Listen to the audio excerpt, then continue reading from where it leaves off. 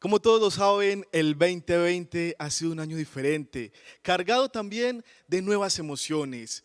Tal vez las drásticas medidas de distanciamiento social nos han cambiado un poco la perspectiva del mundo, pero esto no significa que la Universidad Tecnológica de Pereira, en cabeza del rector Luis Fernando Gaviria Trujillo y la Asociación Nacional de Egresados, no perdieran esta oportunidad para conectarse de nuevo con sus egresados, para sentir de nuevo el caluroso abrazo que les ofrece la cercanía virtual a través de la distancia.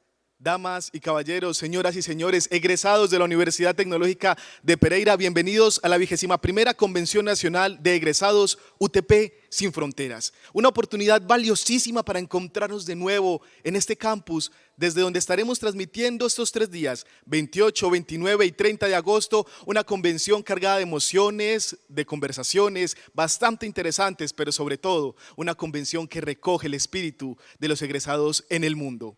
Hoy, más que nunca, Sin Fronteras, la Asociación Nacional de Egresados de la Universidad Tecnológica de Pereira se reúne de nuevo con ustedes. La metodología va a ser bastante sencilla y por eso los invito a todos para que se conecten a la página www.convencionutp, donde ustedes podrán encontrar el cronograma de las diferentes actividades que se estarán departiendo el día de hoy. Actividades donde ustedes podrán conocer quiénes serán los conferencistas, que les aseguro que son conferencistas de lujo. Personalidades locales, nacionales e internacionales. Y también las diferentes actividades que revelan las gestiones de la Vicerrectoría de Investigación, Innovación y Extensión y la Facultad de Ingenierías, porque recogen los resultados de los diferentes egresados a nivel mundial y nos muestran cuáles han sido estas hazañas en investigación, en productos que definitivamente vienen a cambiar el mundo. Señores, señoras, damas y caballeros, coméntenles a las personas que ustedes sepan que son egresados de la Universidad Tecnológica de Pereira, pero también al público en general, porque esta convención es completamente gratuita y esperamos que nos conectemos todos, porque definitivamente la fraternidad del alma mater que recoge la ACUTP se da gracias a la cercanía que todos los días se da con ustedes mismos, señores egresados. Vamos entonces a conocer un poco de cómo la asociación diseñó una convención virtual especial, pero también cargada de actividades completamente emocionantes. Por ejemplo, vamos a tener la oportunidad de conocer a través de un marketplace cuáles son los nuevos productos, cuáles son, digamos, esas acciones que van a comercializar o esos servicios que van a comercializar los diferentes egresados en ese marketplace. Para la gente que extraña el campus universitario, que como yo le hacía falta este bellísimo campus, les cuento que vamos a tener la oportunidad de contar con un tour virtual. Así es, un tour virtual donde ustedes podrán hacer ese recorrido que extrañan en la universidad, volver al Puente de Guado, volver al Bloque Y, volver a la Facultad de Ingeniería, hacia todas las facultades de una universidad bellísima aquí en el eje cafetero, aquí en Pereira, la Universidad Tecnológica de Pereira. Señores, vamos a tener la oportunidad también de contar con un espacio social, donde podremos reencontrarnos en el discurso, en la palabra, en la cercanía, en el abrazo virtual, y vamos a tener la oportunidad de en ese espacio virtual conectarnos con nuestros excompañeros, tal vez con nuestros compañeros actuales, con nuestros exprofesores, con nuestros amigos de la Universidad Tecnológica de Pereira, para revivir esas emociones que como siempre se evocan en este campus. Y sin más preámbulos, tendremos también a nuestro primer invitado. Invitados de talla nacional e internacional, como se los mencionaba. Él es el exministro Mauricio Cárdenas, quien, como ustedes saben muy bien, es exministro de Hacienda y Crédito Público, pero lo más importante es que es un amigo de la Universidad Tecnológica de Pereira, que viene hoy a compartir con nosotros sus conocimientos alrededor tal vez de una de las situaciones más complejas por las que atraviesa el mundo y tal vez un momento en el que todos esperamos que nos sigan transmitiendo buenas esperanzas, buenos propósitos para continuar en esta nueva normalidad que todos los días nos enfrentamos y que nos permite también conocer cuáles son esas nuevas tendencias que se enfrenta el mundo en la actualidad. Señores, damas y caballeros, tenemos la oportunidad de parte y de la mano del señor exministro Mauricio Cárdenas conocer una conferencia valiosísima. Su nombre es Retos económicos y empresariales del COVID-19. Cómo prepararnos para el 2021 a cargo del exministro Mauricio Cárdenas. Les voy a contar un poco cuál es la hoja de vida de este valioso conferencista que, como ustedes saben, abre esta nueva jornada de conferencias, esta jornada que empieza hoy, 28 de agosto, y que tendrá lugar el día 29, o sea, mañana, y terminará el día 30 de agosto, con el calor y con el abrazo desde lo virtual con todos ustedes. Él fue ministro de Hacienda y Crédito Público de Colombia, exgerente de la Federación Nacional de Cafeteros, y también Cárdenas fue seleccionado por CNN y la revista Time como uno de los nuevos líderes del milenio en 1999. Como les venía contando, son personalidades que han tenido la oportunidad de representarnos a nivel internacional también. Por eso el doctor Cárdenas ha tenido contacto con la Universidad de Harvard como docente, investigador y acompañante de diferentes actividades alrededor de la investigación. Señores y señoras, conectémonos entonces con la Asociación Nacional de Egresados en esta convención, en su 21ª convención virtual de egresados UTP Sin Fronteras. Vamos entonces con el doctor Mauricio Cárdenas.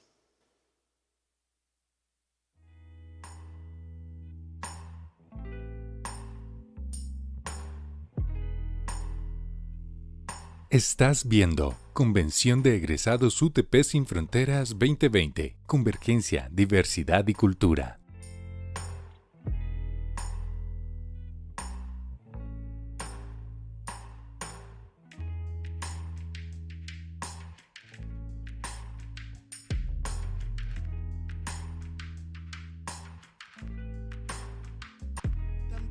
Viene cargada de algo que para ustedes será sorpresa, y es que vamos a tener 4 pabellones donde se estarán impartiendo diferentes conferencias de manera simultánea y un pabellón principal que va a ser la sala magistral. Esos 4 pabellones son los siguientes: el pabellón académico, que va a ser un pabellón donde se va a trabajar las ideas alrededor de la investigación, de los nuevos descubrimientos, de la innovación, del sector empresarial también. Vamos a tener un pabellón cultural que, como ustedes saben, va a recoger las emociones del artista, de los colombianos y pereiranos que se formaron en la Universidad Tecnológica de Pereira para cada vez aprender más alrededor de la cultura. Y como no, vamos ahorita entonces también a conocer demás pabellones que les contaré de inmediato. Vamos ya a conectarnos entonces con el lector Mauricio Cárdenas, exministro de Hacienda y Crédito Público de Colombia.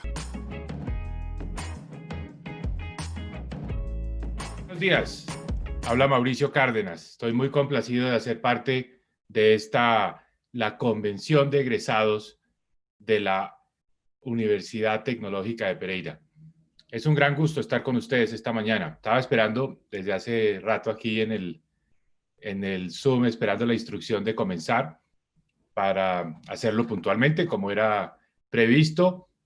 Espero que todo el mundo me esté oyendo bien. No tengo forma en este momento de tener algo de retroalimentación, pero esperemos que todo esté funcionando bien y que la cámara y el sonido estén llegando adecuadamente a todos ustedes. Voy a compartir la presentación que tengo preparada para esta convención. Habíamos pensado que para muchos de ustedes, empresarios pequeños, medianos y grandes, puede ser de utilidad hacer un balance de qué está pasando en materia económica y cuáles van a ser los retos empresariales que vamos a tener hacia adelante. ¿Cómo debemos prepararnos como empresarios, como profesionales, como miembros de la comunidad y como integrantes fundamentales de la sociedad para el próximo año? Esa es la presentación, ese es el propósito de mi charla. Espero que resulte de interés para todos ustedes y seguramente tendremos la oportunidad de responder algunas inquietudes más adelante. Bueno, lo primero que hay que decir es que estamos inundados de información y yo no quisiera agobiarlos aún más con más datos, sobre todo los datos sobre la pandemia, sobre los estragos que nos ha causado, sobre la gravedad de este fenómeno. Pero vale la pena empezar diciendo que América Latina ha sido afectada de una manera muy particular y muy especial. América Latina tiene el 8% de la población del mundo y tiene ya el 30% de las muertes asociadas al COVID y el 28% de los casos. Es decir, hay una desproporción en el peso que tiene América Latina frente a este fenómeno. Esto se debe a muchas razones, ha sido muy estudiado, tiene mucho que ver con el nivel de informalidad de América Latina, con la urbanización de América Latina, el hecho de que la mayor parte de la población en nuestra región vive en las ciudades y sobre todo en ciudades con una alta densidad poblacional. Es muy claro en el caso de nuestras ciudades que especialmente los cinturones de pobreza, pues son cinturones de donde hay una altísima densidad poblacional. Entonces, esta mezcla de elementos hace que América Latina haya estado afectada de una manera particularmente adversa. En Colombia pensamos al comienzo que íbamos a salir mejor librados, que la pandemia no iba a hacer los estragos que hizo en el resto de la región, pero era cuestión de tiempo. Simplemente por razones circunstanciales a nuestro país la pandemia llegó un poco más tarde, pero ha hecho más o menos el mismo ciclo. Y de hecho en Colombia sigue en ascenso, no hemos llegado al pico. Ya en países como Perú, Chile, Brasil hizo su pico, está en la fase de descenso. Nosotros venimos atrás, venimos rezagados, de forma tal que seguramente vamos a tener el mismo ciclo. ¿Cuándo llegaremos al pico? Esa es la gran pregunta. El Instituto Nacional de Salud habla de que esto se puede dar hacia finales de este mes o hacia mediados de octubre. Todavía no hemos llegado al pico de la pandemia en Colombia, pero eventualmente llegaremos y comenzará una nueva fase, y es la fase más de recuperación. Hemos estado concentrados en esta fase de preservación de la vida, de preservación del trabajo, de preservación de las empresas, de evitar el quiebre, evitar el cierre de empresas, pero más adelante se tendrá que dar el giro hacia la reactivación de la economía. Colombia ya es un país que está en las tablas como uno de los países en el top 10 en muchos indicadores, especialmente en el número de casos por millón de habitantes en este momento. Es decir, estamos entre los países que en el mundo hoy tiene más casos nuevos. De manera que pues es una situación particularmente difícil y delicada la que estamos viviendo en Colombia. Veamos ahora el elemento que considero que ha sido el más importante a destacar dentro de tantas cosas, dentro de tanta información. Hay que ser selectivo y hay que tratar de ir a la yugular y pensar exactamente qué es lo que genera las mayores dificultades en una economía como la nuestra y en parte también en lo que ocurre en América Latina. Bueno, lo primero es que tenemos una economía con un alto nivel de informalidad. Esa es una característica estructural de nuestro país. Es uno de los problemas más serios que tenemos y al que le debemos dar más atención. El COVID-19 debe servirnos para crear aún más conciencia sobre la importancia de enfrentar la informalidad laboral. Hay personas que ven a la informalidad como algo que puede tener algunos efectos positivos, que hace el mercado laboral más ágil, más flexible, pero la verdad es que eso no es cierto. La informalidad genera muchísimos costos y uno de ellos los hemos visto de una manera muy, muy tangible y palpable en medio de esta crisis del COVID. En Colombia más o menos el 60% del empleo es informal. Y un empleo informal es por definición un empleo de contacto humano. Las actividades que hacen los trabajadores informales, vendedores ambulantes, las personas que conducen un taxi, el cocinero, mesero en un restaurante, el peluquero, las personas que trabajan en los talleres de mecánica automotriz, las personas que están haciendo reparaciones en las casas, los albañiles, los pintores, son por lo general oficios informales que requieren el contacto humano, actividades que no se pueden llevar a plataformas virtuales. La gráfica de la derecha muestra es qué porcentaje de los trabajos en ese país, cada puntico, cada sigla de 3 letras es un país, qué porcentaje de los trabajos se pueden hacer virtualmente o remotamente.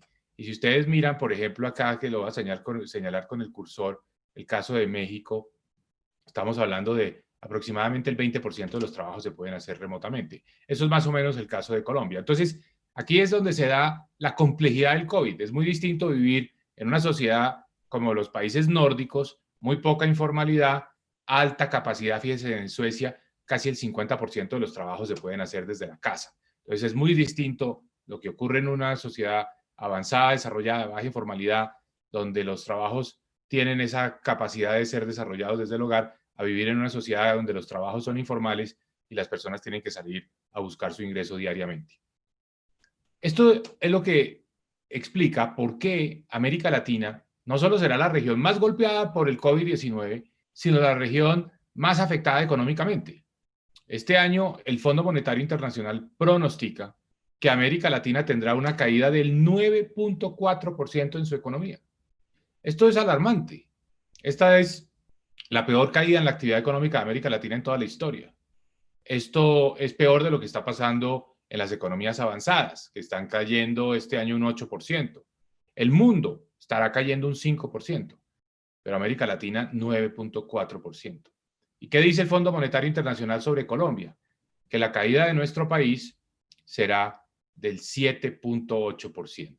Es decir, vamos a tener la peor recesión de toda la historia desde que tenemos cifras en Colombia. Tenemos cifras desde 1906, es decir, hace casi un poco más de un siglo.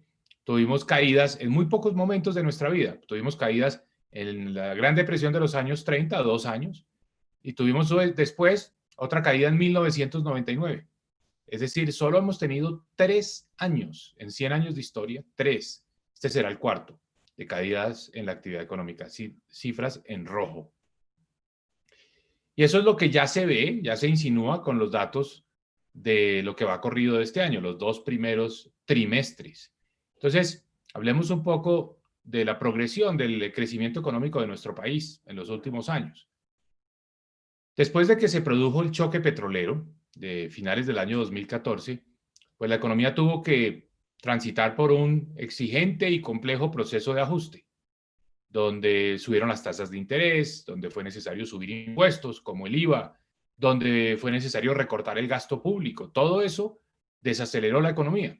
Y la economía que venía creciendo, digamos, a comienzos del año 2015 a tasas entre el 3 y el 3,7% se desaceleró, pero después del proceso de ajuste comenzó a recuperarse.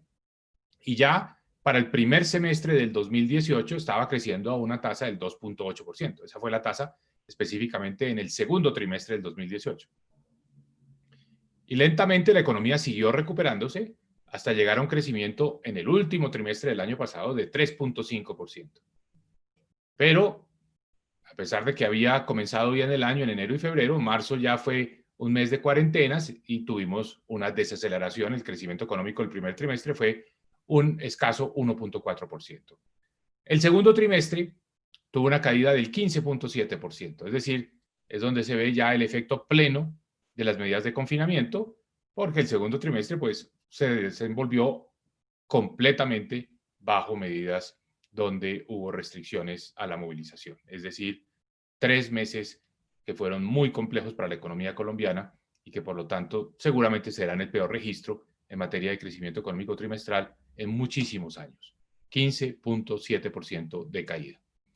Esa caída del 15,7% afectó particularmente a la economía, lo hizo de manera transversal.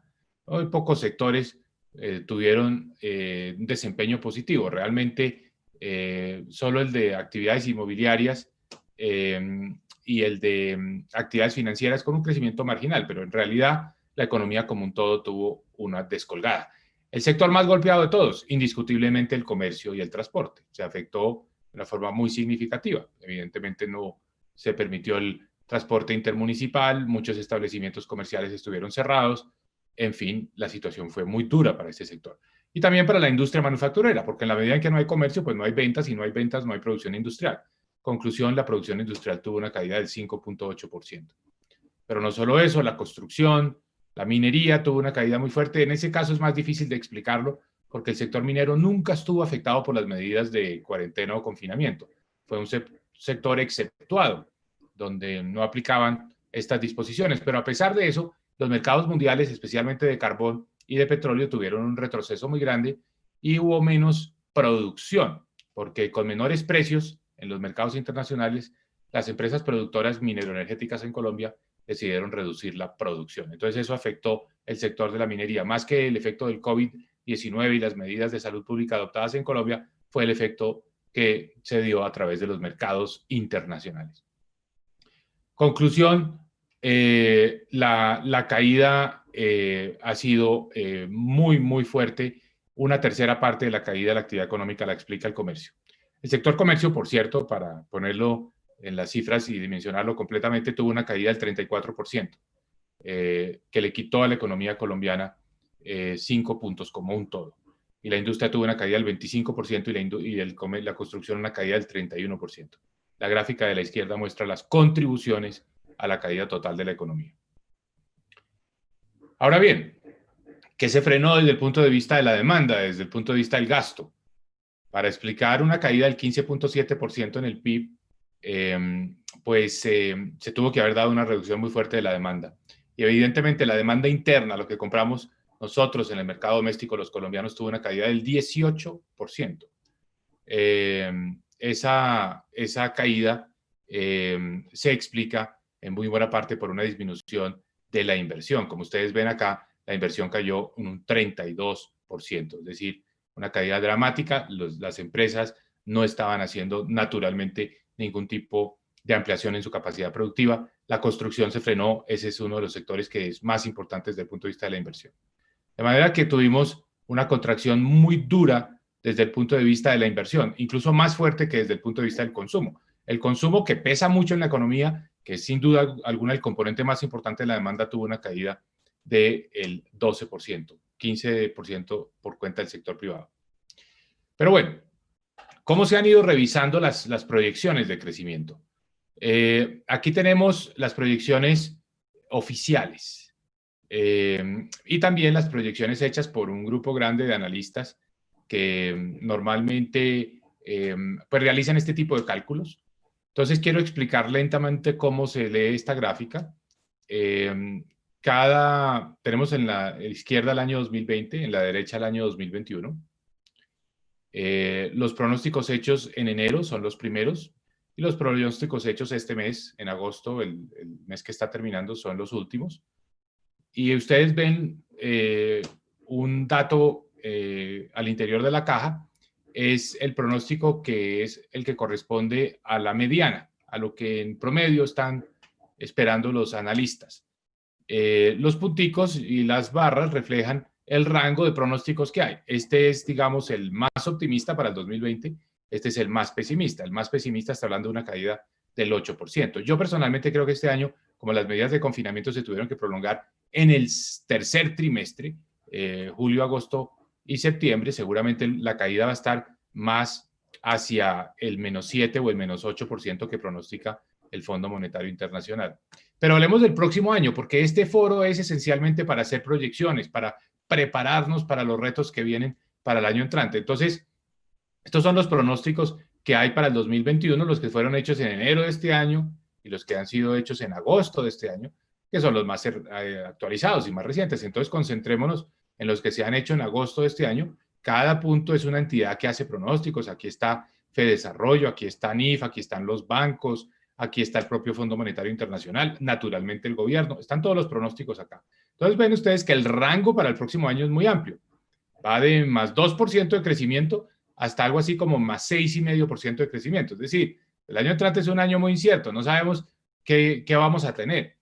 Ahora, lo que sí sabemos es que va a haber un crecimiento positivo. Eso es algo muy favorable, porque quiere decir que la economía pues, va a rebotar. No sabemos con qué vigor y con qué fuerza lo va a hacer, pero va a haber un rebote el próximo año. Hay quienes piensan que el rebote va a ser muy fuerte. Esa es la proyección del gobierno, que el año entrante se crece casi al 6%. Hay quienes dicen el año entrante se rebota, pero no tanto. El crecimiento puede ser del 3%. En esto hay mucha incertidumbre, nadie tiene la bola de cristal. Lo que tenemos es que ser conscientes que tenemos que estar preparados para un año que puede ser un año, digamos, mediocre, que no va a haber nada espectacular, que la economía siga un poco a media marcha, crecimiento lento, no hay una verdadera recuperación, pero también tenemos que estar preparados porque no sabemos qué va a ocurrir y eventualmente puede darse una dinamización muy fuerte de la economía y uno tiene que estar listo para poder producir y responder a esa dinamización de la demanda. Hay que estar, digamos, con casi que un pie en el freno, otro pie en el acelerador, porque uno no sabe en qué momento va a tener que prender la maquinaria y salir a producir. La debe tener lista porque en cualquier momento la economía, digamos, si se dan una serie de factores positivos, incluyendo naturalmente la vacuna y digamos, la normalización de las condiciones de salud, pues una serie de estímulos en la parte fiscal, en la parte monetaria, podrían llevar la economía a crecer muy vigorosamente. El hecho concreto es que todo el mundo está pronosticando una recuperación para el año entrante. Aquí vemos en la gráfica de la derecha los pronósticos para el 2020 y para el 2021. Fíjense los del 2021. El más optimista, el gobierno, el Ministerio de Hacienda y Crédito Público, 6.6.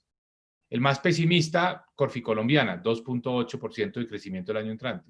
Fedesarrollo, que normalmente tiende a ser bastante prudente, neutro y sobre todo confiable en sus pronósticos, el año entrante supone una expansión del 3,5% versus una caída del 5% este año, que considero está en el rango moderado de caídas de este año. Yo considero que la caída de este año seguramente va a ser más cercana a lo que dice el Fondo Monetario Internacional, menos 7,8, o el mismo BBVA con un menos 7,5, porque lo que estamos viendo en el segundo y tercer trimestre indica que va a ser difícil tener un mejor desempeño.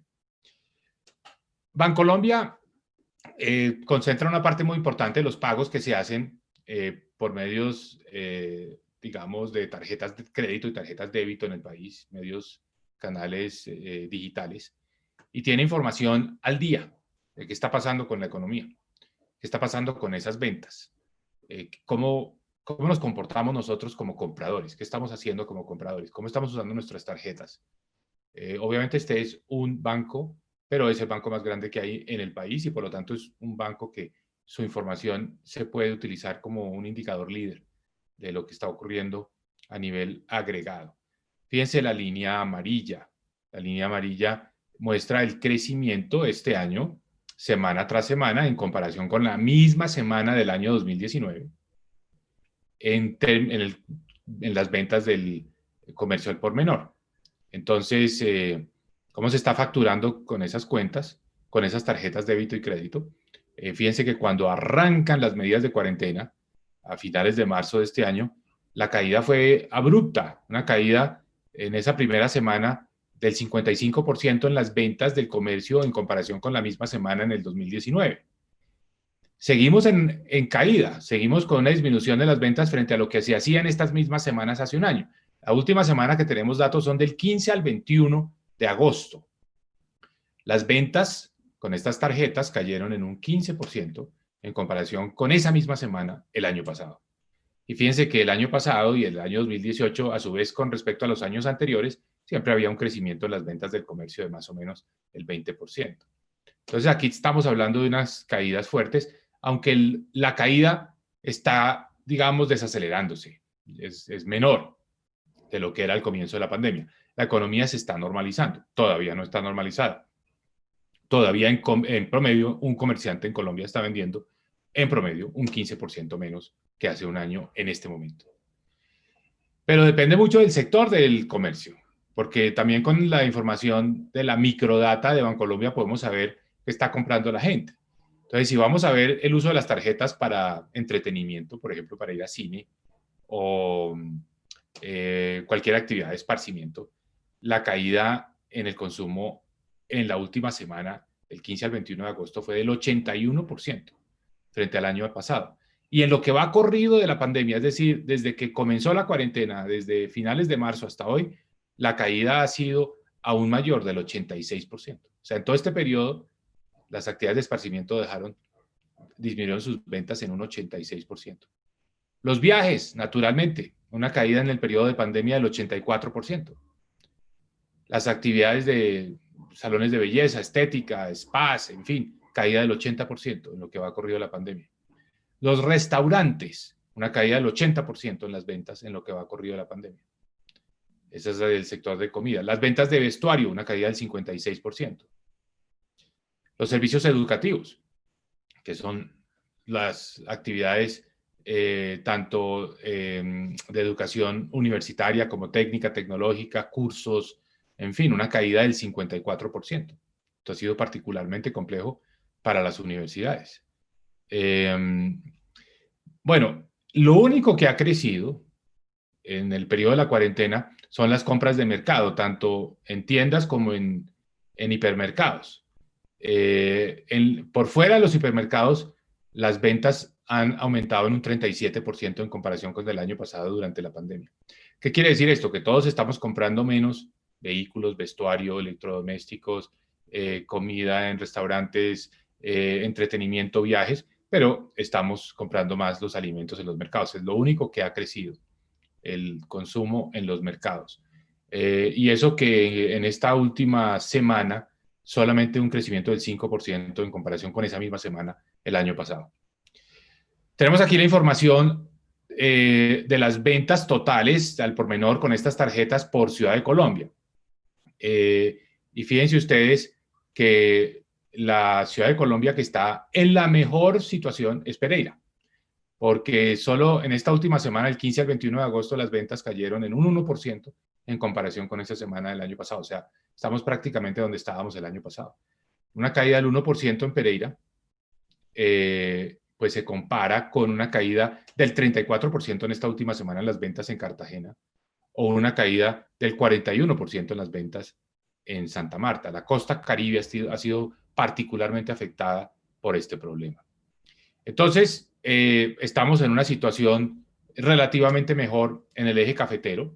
Si uno mira también la situación de Armenia y la situación de Manizales es un poco mejor que la del resto del país. Pero la ciudad que se distingue por haberse recuperado más rápido es Pereira, que pues sí tuvo caídas muy fuertes al comienzo en las ventas,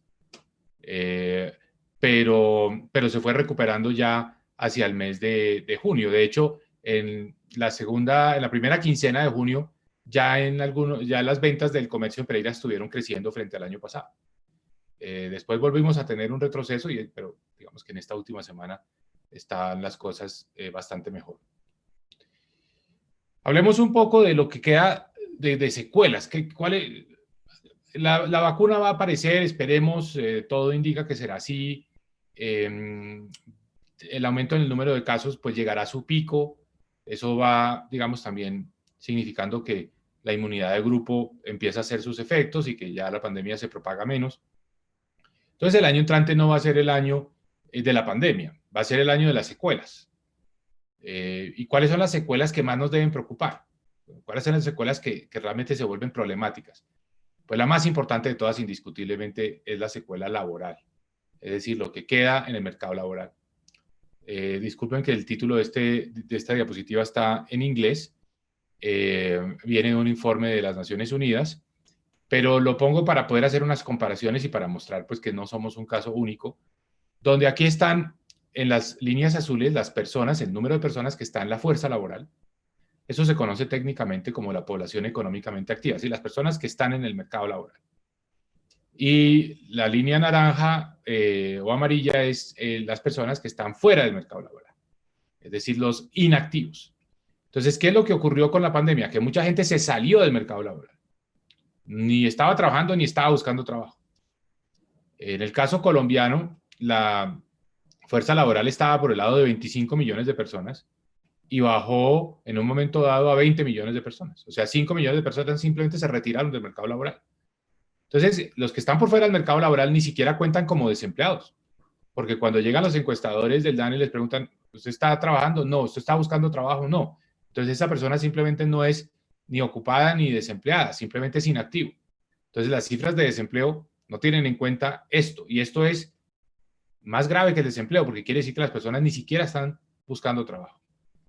Esto pasó en México, eso pasa en Chile, pasa en Colombia, pasa en Perú. En Perú incluso eso ha sido más grave. Por ejemplo, en la ciudad de Lima, estos son los datos solo de Lima, había casi 5 millones y medio de personas en el mercado laboral antes de la pandemia, y en este momento hay 2 millones y medio de personas en el mercado laboral. O sea, la gente se salió del mercado laboral.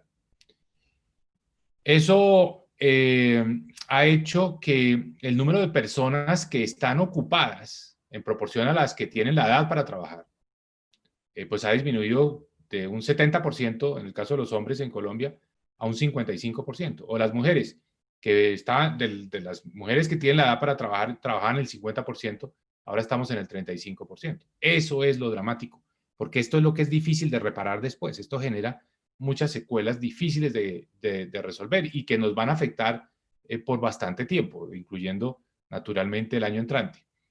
Entonces, me disculpo de antemano por una gráfica con tanto numerito, pero no hay nada más interesante para dimensionar lo que está pasando en el mercado laboral, que yo lo considero lo fundamental para un empresario es saber qué pasa con el trabajo y sobre todo qué va a pasar después con la demanda.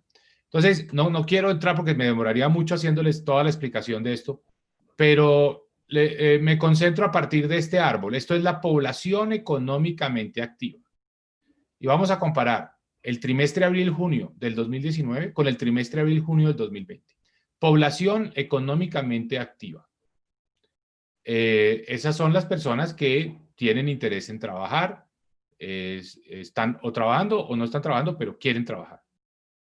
Antes de la pandemia eran 25 millones de personas. Hoy son 21 millones de personas. Lo que les dije hace un momento, una caída de 5 millones de personas en la población económicamente activa.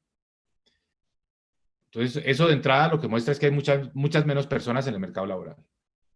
El número de ocupados, es decir, de este grupo de personas que están activos, que realmente encuentran trabajo, cayó de 22 millones a 17 millones. Y los desempleados pasaron de 2 millones y medio a 4 millones 400 mil. Ese es el elemento más importante. Esta es la dimensión más importante de la pandemia en Colombia. No es igual en otros países. Ha sido más fuerte en Colombia la disminución. En Perú y en Colombia ha sido más fuerte la disminución del empleo. Entonces, Colombia perdió 5 millones de ocupados y al mismo tiempo los desempleados subieron en 2 millones. Es el hecho, esto representa entonces que hay menos gente en el mercado laboral, menos gente trabajando, más gente desempleada. ¿Dónde se dio la mayor caída? En todos los segmentos. Los independientes, que eran 10 millones, estos son los cuenta propia, los profesionales independientes, los dueños de empresas independientes, bajaron de 10 millones a 8 millones. Se perdieron 2 millones de empleos independientes. Y asalariados, se perdieron 2 millones y medio. De 11 millones a 8 millones y medio de trabajadores.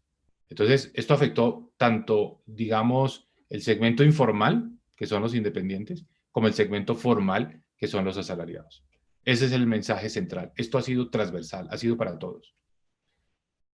¿Qué significa esto desde el punto de vista de la pobreza? Yo, como no he tenido retroalimentación, voy a mirar momentáneamente el chat a ver si todo está bien, porque no escucho a nadie.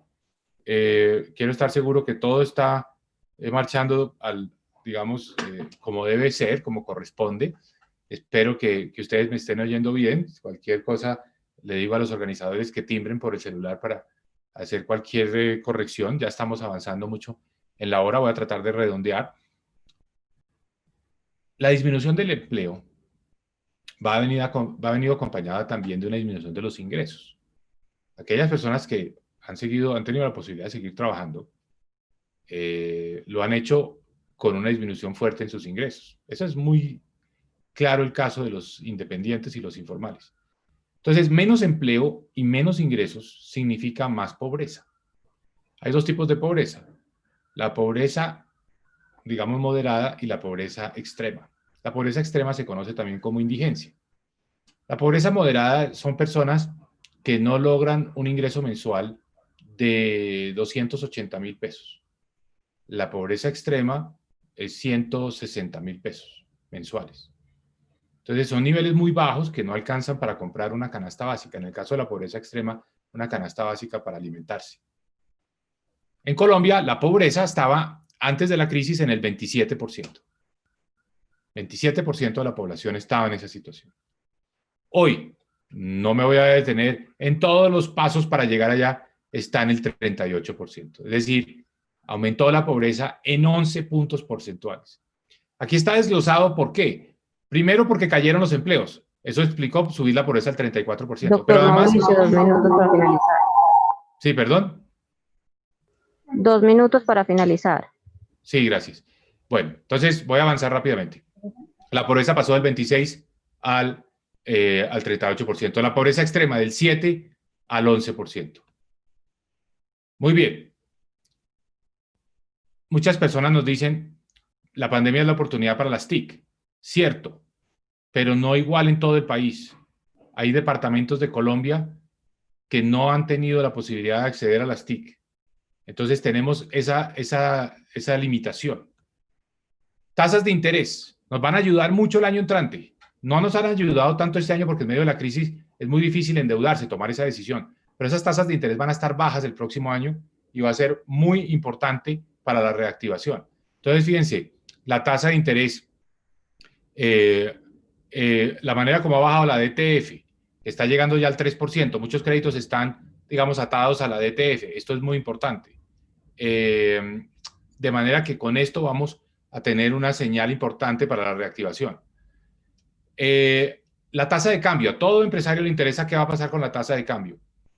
Preparémonos para una mayor devaluación. Hemos tenido algo de apreciación en los últimos meses, pero preparémonos para mayor devaluación. Las tasas de interés del gobierno se dispararon al comienzo de la pandemia como una especie de pánico, pero ya han vuelto a bajar. Fíjense, la tasa de los TES a 10 años llegó casi al 9% y está otra vez cercana al 6%. Esto es muy importante. Entonces, nos tenemos que ir moviendo de la preservación, de la etapa crisis, como un desastre natural, a la recuperación. Entonces, aquí lo que necesitamos es unas medidas que nos permitan, digamos, estimular la economía. Ya no son las medidas que hemos tenido que adoptar este año. Pero eso nos va a dejar con más deuda. La deuda de Colombia el año pasado estaba en el 52% del PIB. Este año va a ser el 68% del PIB. Un aumento muy grande en la deuda pública. Entonces, aunque no es alta frente a la de América Latina, sí es mucho más alta de la que teníamos y esto va a obligar a un ajuste en los próximos años. No se va a dar dentro de este gobierno. Seguramente será el siguiente gobierno el encargado de hacer ese ajuste.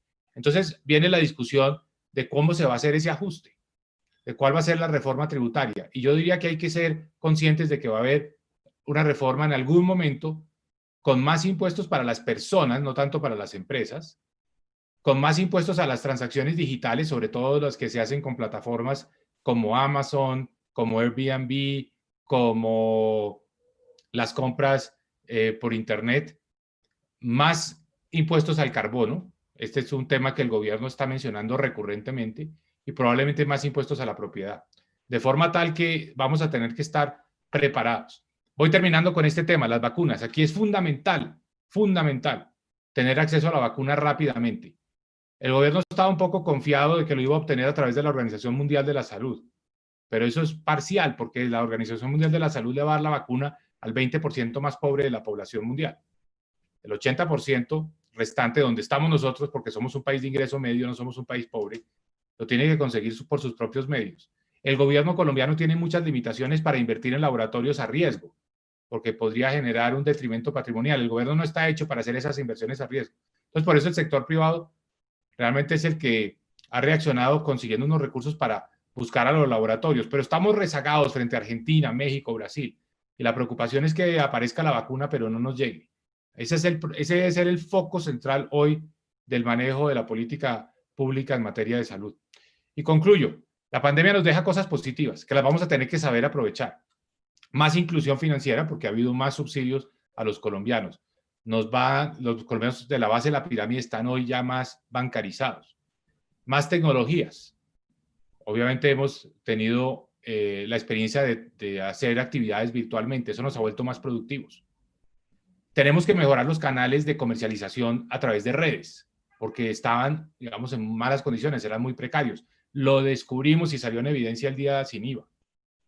La pandemia también nos está generando una cultura de mayor cuidado por la salud, incluyendo la salud de la tierra, es decir, cuidado por el medio ambiente. Ahí vienen oportunidades muy interesantes porque el turismo a futuro va a ser un turismo que va a tener más cuidado, no solo con la vida, la salud de las personas, sino también que se sienta que está haciendo un menor impacto negativo sobre el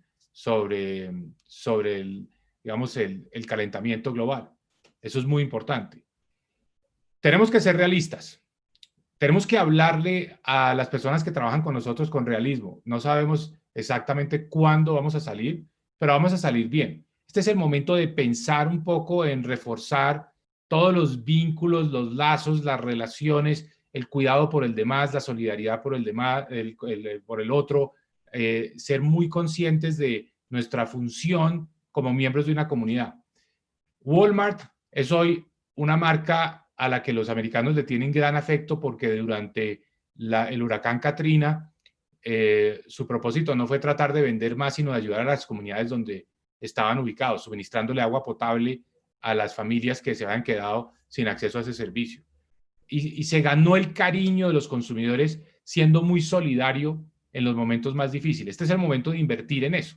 Es el momento de invertir como empresarios también en generar un bienestar en la comunidad. No podemos esperar que el gobierno lo haga todo, tenemos que actuar nosotros también como miembros de la comunidad y responsabilizarnos y solidarizarnos. Una sugerencia, hay muchos niños y niñas en las zonas rurales que no están teniendo acceso a la educación porque no tienen una tableta. Y una tableta hoy es algo que se puede comprar con 200 o 300.000 pesos. Tenemos que ayudarles a hacer eso. Entonces, muy bien, concluyo acá para darle paso ya al cierre de la sesión porque entiendo que hay algunas preguntas.